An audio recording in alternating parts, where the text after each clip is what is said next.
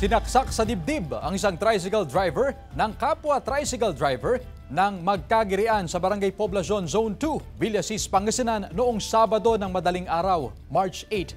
Swerteng mababaw lang ang sugat na tinamo ng biktima na agad itinakbo sa ospital. Ice pick ang ginamit daw ng sospek sa pananaksak. Hindi na nagsampa ng kaso ang biktima laban sa sospek. Wala pang pahayag ang biktima at sospek.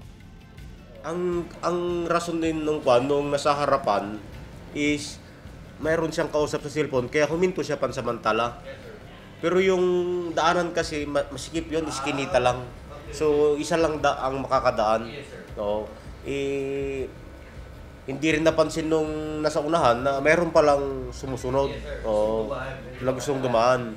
Yun, busina siya ng busina. Nairita yung, parehas sila nakainom that time. Parehas na nakainom.